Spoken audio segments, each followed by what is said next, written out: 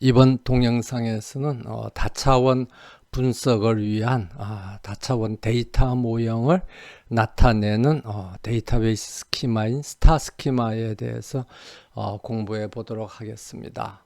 그래서 우리가 실습을 통해서 실습에 할 때 만드는 데이터베이스 테이블들, 그러니까 제일 가운데 여기에서 보는 것처럼 팩트 테이블이 있고 여러 가지 예를 들면 학과라든지 그 출신 학교라든지 아니면 뭐 전형이라든지 이런 다양한 분석 기준들을 같이 나타내는 이러한 데이터베이스의 스키마를 우리가 스타 스키마라고 이야기를 했습니다. 그래서 우리가 스타 스키마라는 이야기는 듣고 그게 어떻게 생겼는지 등은 알고 있는데 그러면 우리가 왜 다차원 데이터 모형에서 스타 스키마를 사용하는 것이 효과적인가에 대해서 이제 이번 시간에 보다 자세히 한번 살펴보도록 하겠습니다. 다차원 데이터 분석을 위해서 데이터들을 저장해 놓은 것을 우리가 다차원 데이터베이스라고 그렇게 이야기를 합니다. 그런데 이런 다차원 데이터베이스를 그러면 실제 이제 구현할 때, 컴퓨터에서 구현할 때 이걸 이제 어떤 형태로 구현할 것이냐 하는 것을 이제 결정을 해야 되거든요. 이전 동영상에서는 우리가 다차원 데이터 모형이라는 건 결국 뭐라 그랬죠? 차원들이 있고 이 차원들 각각이 좌표축을 나타낸다고 그랬습니다. 좌표축을 나타내고 그래서 차원의 값이 지정이 되면 예를 들어서 시간 차원에 대해서 2020년 9월 1일 이렇게 하면 이 차원축에서 이제 점들이 정해지고 우리가 다차원 분석에서 고려하는 모든 차원에 대해서 이제 이 값이 부여가 되면 그것이 하나의 다차원 공간에서 좌표를 나타난다고 그랬습니다. 그래서 이게 하나의 좌표를 나타내거든요.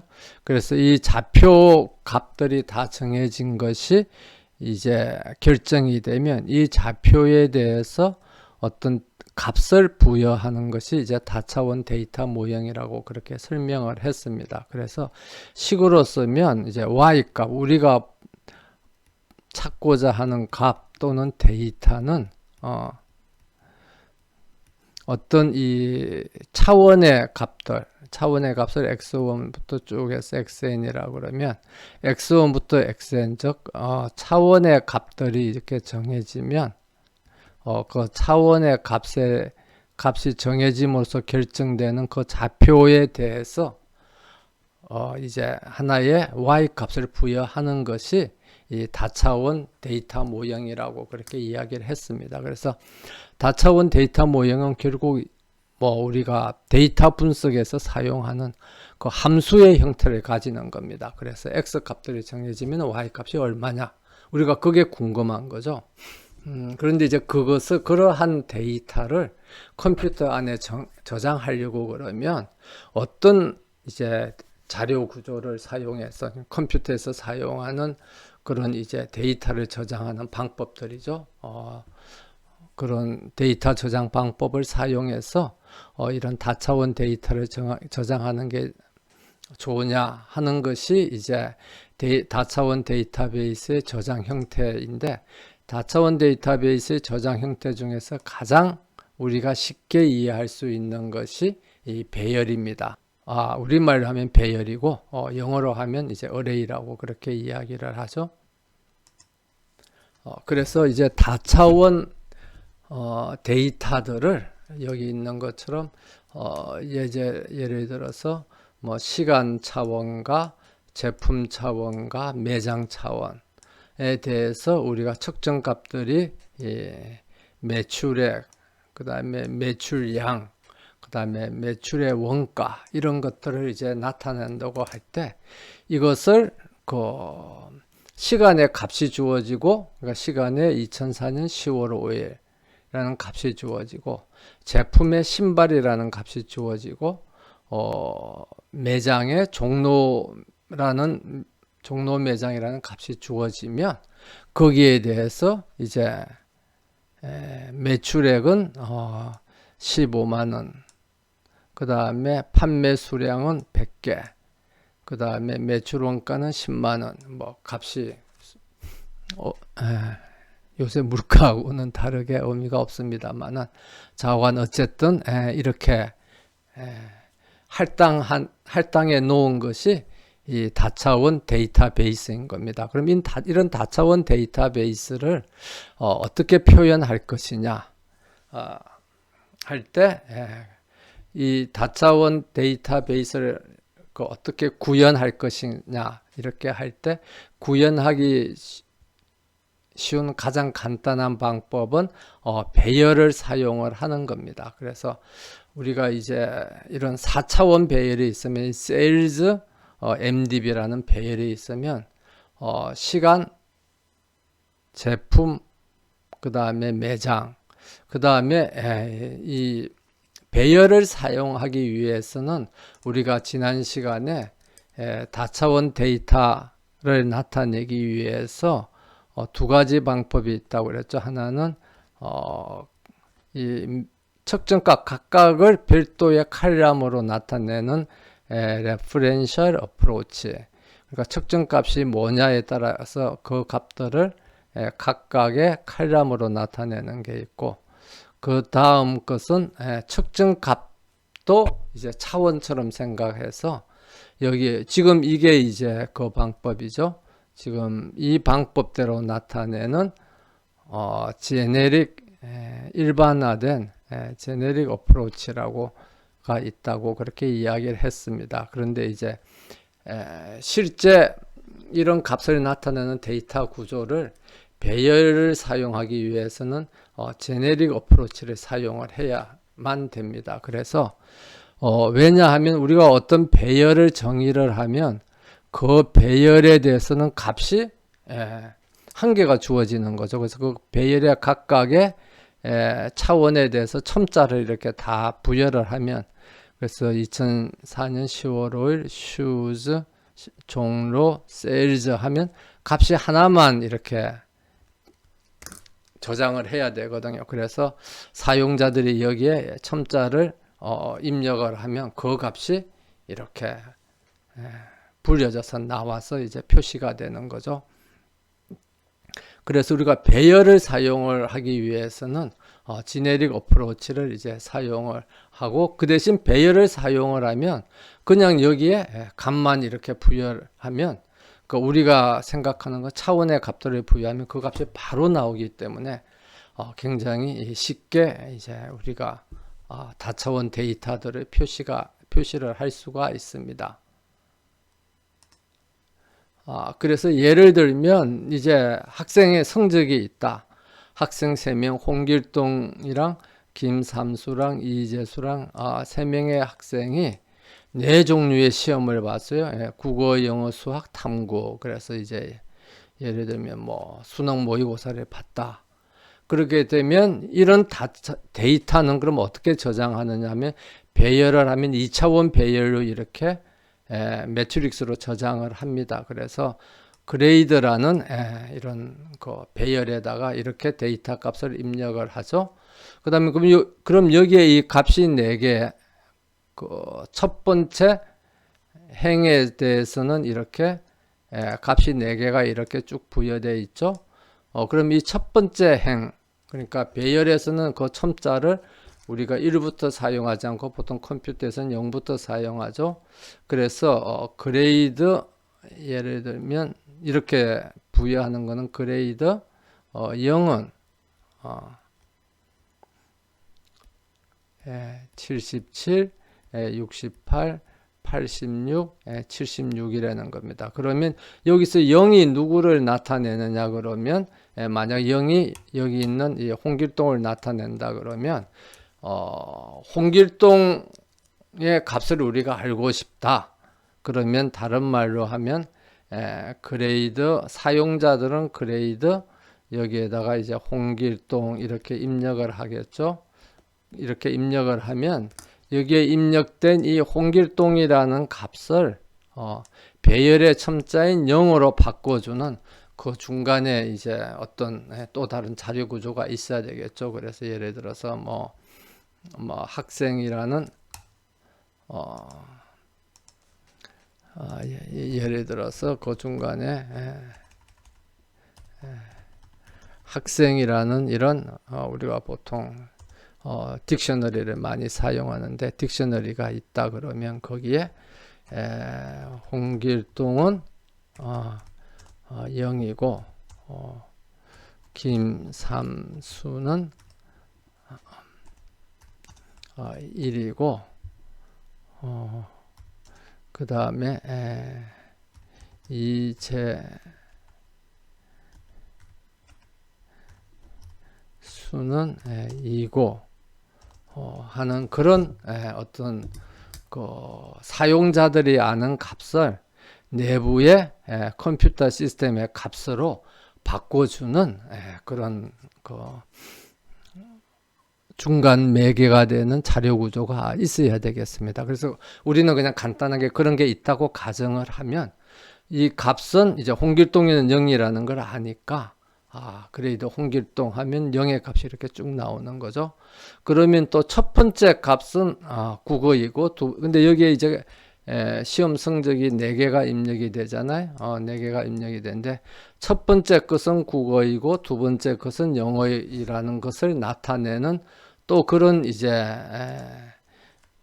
데이터를 변환시켜주는 그런 변수들이 중간에 있어야 되겠죠. 그래서 예를 들어서 과목이라는 이런 딕셔너리가 있으면 키 값은 예를 들어서 국어의 키 값은 키가 국어이면 값은 1이고 키가 영어이면 값은 1이고 딕셔너리 그 배열은 0부터 시작하니까 국어는 0이고 영어이면 1이고 수학이면 2고 탐구이면 3이고 하는 이렇게 변환시켜주는 그런 사전이 중간에 있어야 되겠습니다. 그러니까 어떤 매핑 시켜주는 매핑 테이블이 있어야 되겠죠. 그래서 만약 그런 게 있다고 그러면 우리는 학생들의 성적을 시험 성적을 아주 간단하게 배열을 사용을 해서 다차원 데이터베이스를 만들 수가 있습니다. 그러면 어떤 학생의 성적을 다 찾고 싶다. 그러면 굉장히 쉽죠. 그러면 그냥 그레이더에서 홍길동 하면 홍길동의 성적이 4개가 다 나오고 그 다음에 홍길동 성적 중에서도 예를 들어서 국어를 알고 싶다.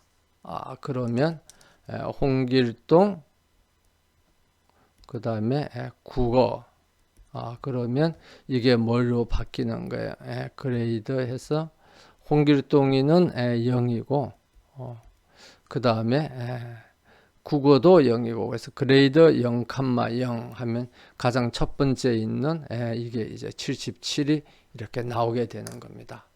그래서 배열을 사용을 하면 우리는 아주 간단하게 다차원 데이터 베이스를 만들 수가 있습니다. 그 대신 이제 배열을 사용을 할 때는 어떻게 돼야 되느냐 그러면 여기에 나와 있는 것처럼 측정 값들도 차원처럼 이렇게 나타나져야 돼요.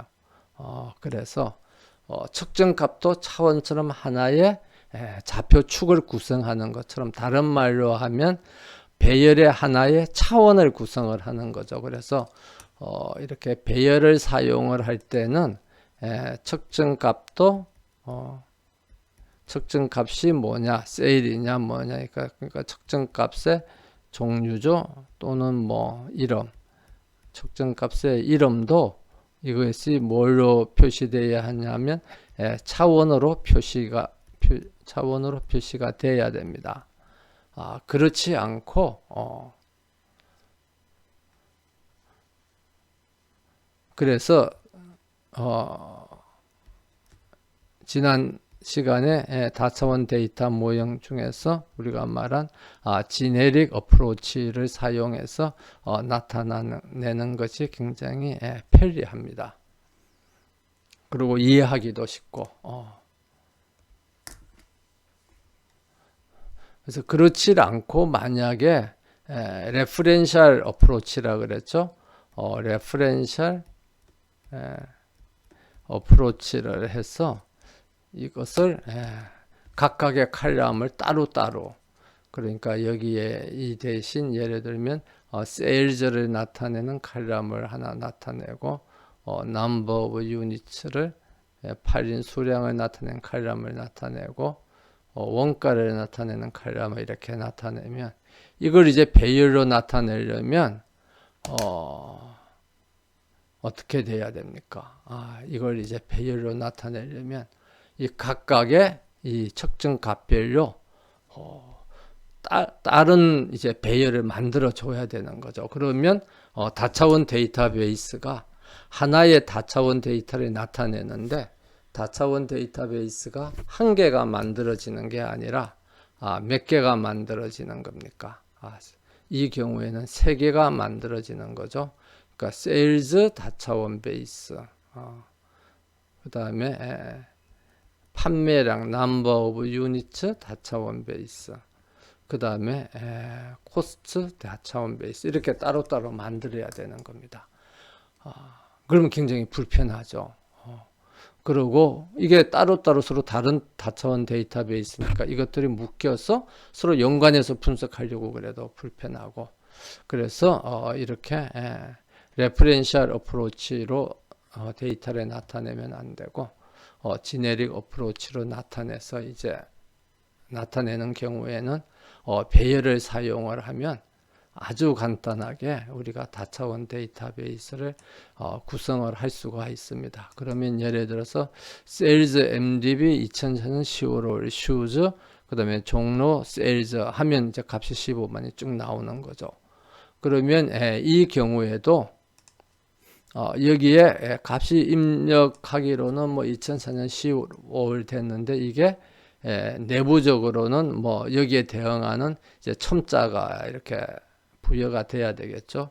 그래서 Sales MDB에서 첫 번째 차원의 첨자는 4고, 두 번째 차원의 첨자는 뭐 예를 들면 2고, 세 번째는 0이고, 세일즈는 여기 첫 번째니까 세일즈도 0이고, 그러면 이렇게 4차원 배열로 이렇게 나타내서 우리가 찾고자 하는 값을 배열의 첨자로 변환시키고, 그 다음에 우리가 저장하고자 하는 값을 여기 배열의 값으로 이제 할당을 해주면 다차원 데이터베이스를 우리가 아주 간략하게 만들 수가 있습니다.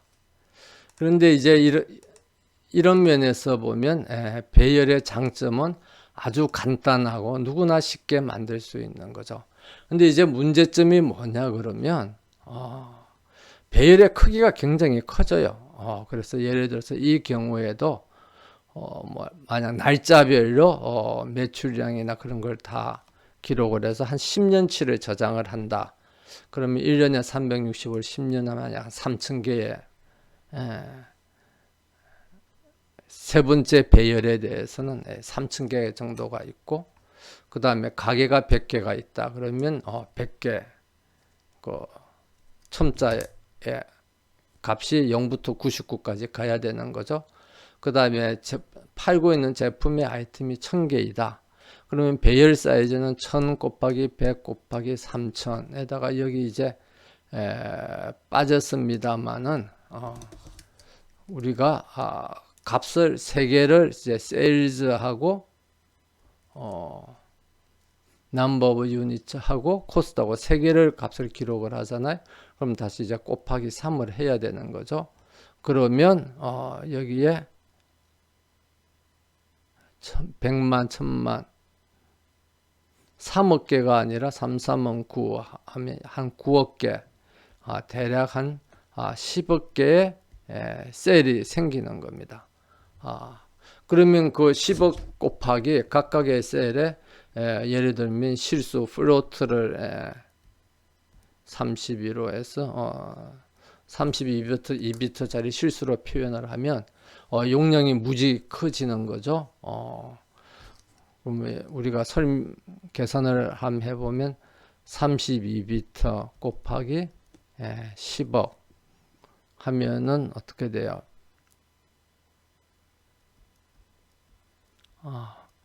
이렇게 되는 거죠. 1100만 10억. 10억이면 1기가잖아요.